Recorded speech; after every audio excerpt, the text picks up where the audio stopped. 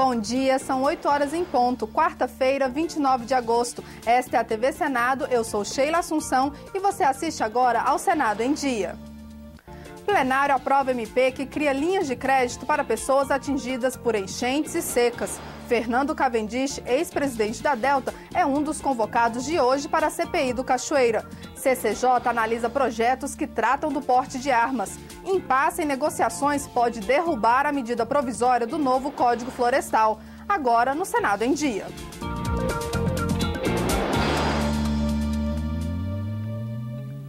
Os senadores aprovaram ontem uma das medidas provisórias que trancavam a pauta do plenário. A MP 565 permite a criação de linhas de crédito para pessoas atingidas por calamidades, como enchentes e secas.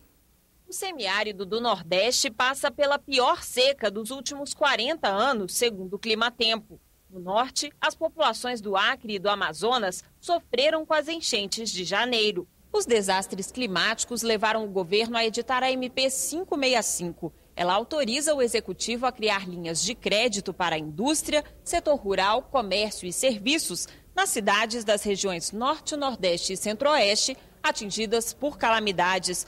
Os recursos vêm dos fundos constitucionais dessas três regiões. Um conjunto de medidas que vai trabalhando na direção de perenizar essas ações e a gente sair só da situação emergencial. O relator aceitou a emenda do senador Paulo Bauer, que estende o crédito aos produtores da região sul. Os estados do Rio Grande do Sul, Santa Catarina e Paraná, no final do ano passado e até o mês de março deste ano, sofreram com muita dificuldade as consequências de uma grande seca, de uma grande estiagem. Para ter acesso às novas linhas de crédito, a MP permite que os produtores atingidos por secas e enchentes renegociem as dívidas agrícolas. Eles terão um prazo de 10 anos para pagar os débitos. Os interessados têm até 30 de dezembro para aderir à medida. A dívida tem que ser de até R$200 mil hoje e os contratos anteriores a 2007. Eles não têm como pagar essas dívidas porque não tiveram safra nesse 2012 por conta da grande seca daquela região e estavam indo para um cadastro de inadimplência, numa dívida ativa, sem qualquer possibilidade de recuperar o seu poder de compra. A MP também concede a Bolsa Estiagem no valor de R$400 aos produtores que não recebem seguro safra. Quase 700 mil famílias serão beneficiadas. O relator também aceitou a emenda do senador Vital do Rego.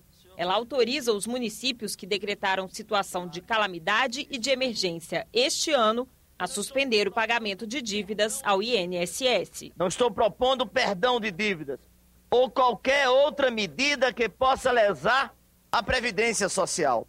Trata-se apenas de um adiamento, de uma dilatação dos prazos para pagamento das dívidas com o único objetivo de fortalecer a ação das prefeituras em momentos agudos de emergência. A MP foi aprovada por unanimidade. Senadores governistas e da oposição fizeram um apelo para que a presidente Dilma Rousseff não vete a medida. Eu já ouvi, senador Walter Pinheiro, algumas vozes por aí circulando com informações de que o Planalto vetaria alguns pontos dessa medida provisória. Que Vossa Excelência, com tanto esmero, com tanto cuidado, procurou trazer ao plenário para aprovação. Há uma luta a ser travada junto ao governo para que possamos fazer com que esta MP seja homologada, sancionada, sem vetos pela senhora Presidenta da República. Hoje, segundo dia de esforço concentrado, o plenário vota a MP 569, que destina quase R$700 milhões a populações atingidas pela seca e por enchentes. Com a pauta destrancada, o plenário também pode votar duas emendas à Constituição. A PEC dos precatórios amplia o prazo até o fim do ano para estados e municípios aderirem ao regime especial de pagamento desses débitos. A outra PEC autoriza a criação do Tribunal Regional Federal em Minas Gerais. Os negócios da construtora Delta foram um dos temas principais da audiência de ontem na CPI do Cachoeira. 2 depoimentos estavam marcados. Foram mais de 8 horas de reunião.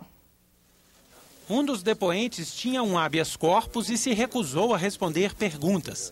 Adir Assad é apontado pela CPI como sócio de empresas fantasmas ligadas ao esquema de Carlinhos Cachoeira e da construtora Delta. Já Luiz Antônio Pagô prestou depoimento durante 8 horas.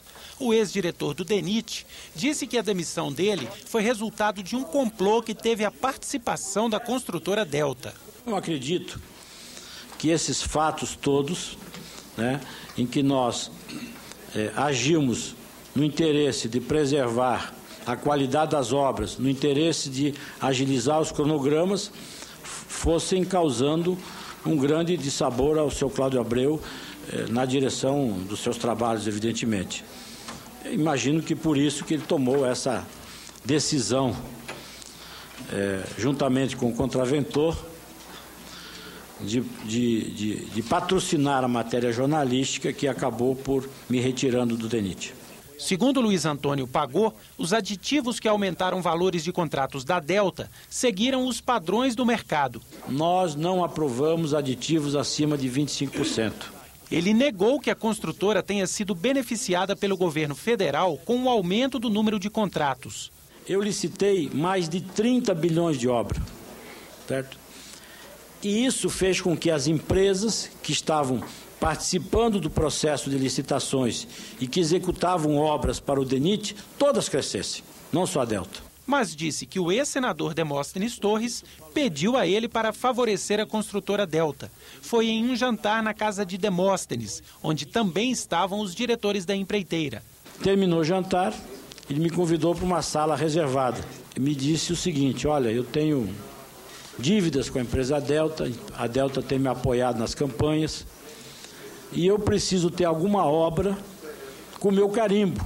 E eu respondi a ele que lamentava, que não podia atendê-lo. Luiz Antônio Pagô também disse que vários políticos tentaram arrecadar recursos para a campanha eleitoral utilizando o DENIT. Ele afirmou que foi procurado por candidatos e tesoureiros que queriam se aproximar das empreiteiras. Em alguns casos, o próprio Pagô teria entrado em contato com as construtoras para pedir as doações. Foi o caso do tesoureiro da então candidata a presidente, Dilma Rousseff. Eu selecionei umas 30 ou 40 empresas e essas empresas eu posso afirmar que foram empresas que eu contatei ou diretamente a seus diretores ou através dos seus procuradores e que eu pedi para eles fazer a doação necessária, certo? O ex-diretor do DENIT também diz ter sido procurado pela ministra Ideli Salvati, que se candidatava ao governo de Santa Catarina. E eu disse para ela, na ocasião, senadora, eu não posso fazer isso. Não posso, não devo e não vou fazer. E pelo ex-senador Hélio Costa, que disputava o governo de Minas Gerais. Ele levantou de rompante, me deu de dedo e disse: vou me eleger governador do estado de Minas Gerais e a primeira atitude minha vai ser te tirar do DENIT. Pagô disse que estranhou a insistência de representantes do governo de São Paulo para que o valor das obras do Rodoanel da capital paulista tivesse um aumento de 30%. Segundo ele, havia rumores de que os recursos seriam desviados para campanhas do PSDB. Um conhecido meu que trabalha numa empresa, ele disse: Pagô, cuidado com esse aditivo. Esse aditivo tem uma finalidade de contribuir para as campanhas do Serra, do Alckmin e do Kassab. E ao relatar o fato ao repórter, eu disse para ele: isto é uma conversa de bêbado, isto é uma conversa de botequim, isto é uma conversa que não pode se provar. Ele usou 2 pesos e 2 medidas, ele não aceitou a pressão da atual ministra Ideli Salvati, não aceitou também do candidato ao governo de Minas, Hélio Costa, mas aceitou a solicitação do tesoureiro de Dilma Rousseff. Foi um procedimento lícito. Todas as contribuições de campanha foram voluntárias e foram registradas no Tribunal Superior Eleitoral. Em nota, o deputado federal José Felipe Júnior, coordenador financeiro da campanha de Dilma Rousseff à presidência, informou que Luiz Antônio Pagô se apresentou ao comitê da candidata e se dispôs a ajudar na arrecadação. E Deli Salvati, que hoje é ministra de Relações Institucionais, afirma em nota que nunca recorreu ao então diretor do DENIT a fim de solicitar recursos para campanhas ou indicações de empresas. O ex-candidato ao governo de Minas, Hélio Costa, não foi localizado.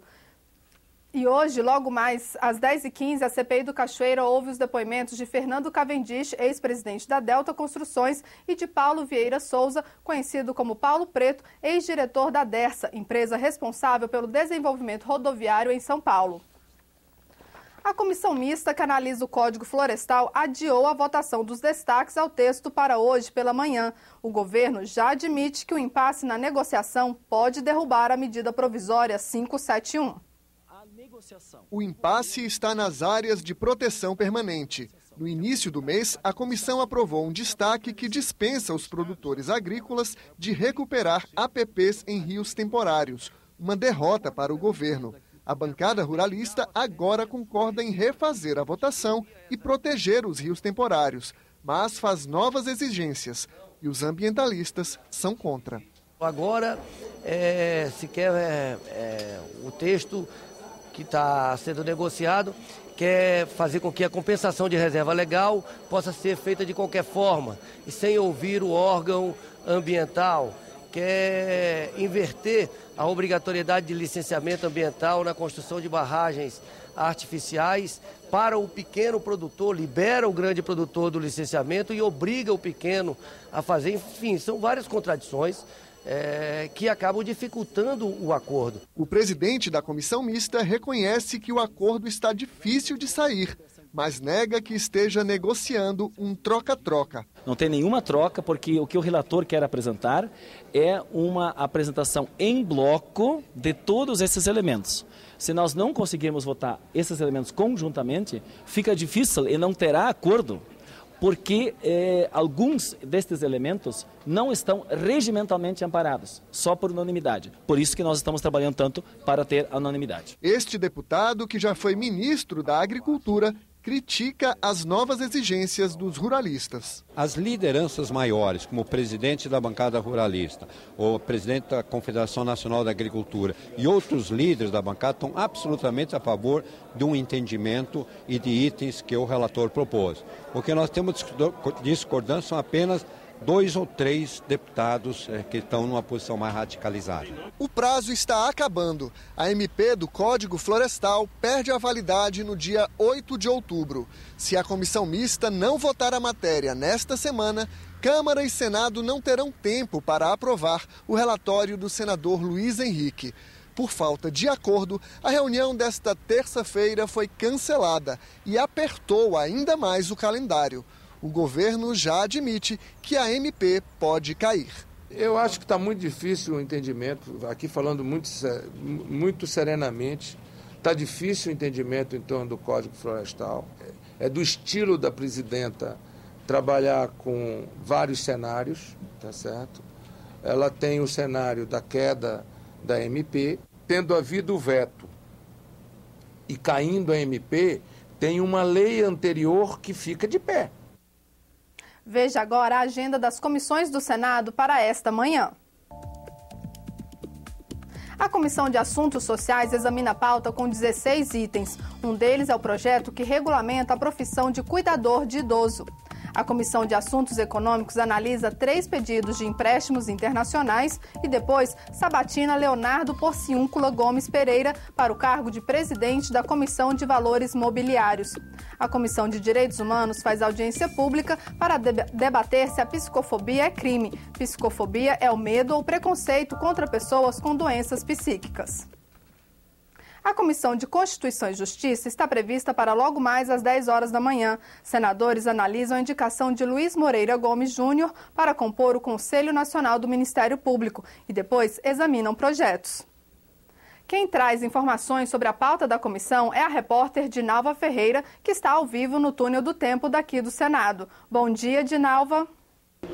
Bom dia, Sheila. 2 projetos que tratam de autorizações para uso de armas de fogo estão na pauta de hoje da Comissão de Constituição e Justiça.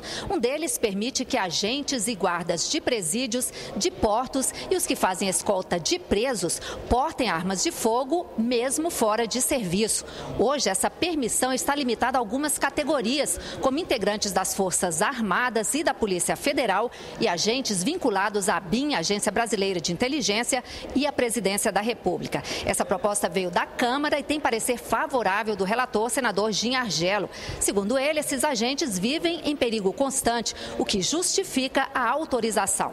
O outro projeto do ex-senador Sérgio Zambiase inclui peritos criminais e papiloscopistas que atuam nos institutos de identificação, de criminalística e de medicina legal, entre os que têm direito ao porte de armas. Esse projeto também tem parecer favorável do relator, senador Luiz Henrique. Sheila. Obrigada, Dinalva. Outras 3 reuniões acontecem na manhã desta quarta-feira. A Subcomissão Temporária da Aviação Civil faz audiência pública sobre a aviação agrícola e empresas de serviços auxiliares de transporte aéreo. A Comissão de Ciência e Tecnologia analisa a pauta com 67 itens, entre requerimentos, pedidos de outorga de radiodifusão e projetos de lei. Um deles reestrutura o Sistema de Proteção Nuclear brasileiro. O CIPRON é destinado a proteger a população, o meio ambiente e as instalações nucleares. A Comissão de Educação realiza audiência pública para discutir o movimento grevista dos professores federais. Está marcada para daqui a pouco, às 9 horas, a cerimônia de abertura das reuniões de comissões do Parlamento Latino-Americano. O Parlatino é uma organização regional, permanente e unicameral, integrada pelos parlamentos nacionais da América Latina. O evento será realizado no prédio do Interleges, no Senado. O Senado em Dia termina aqui. Ao longo da manhã, você acompanha outras informações nos boletins do Senado Agora. Enquanto isso, continue assistindo a nossa programação.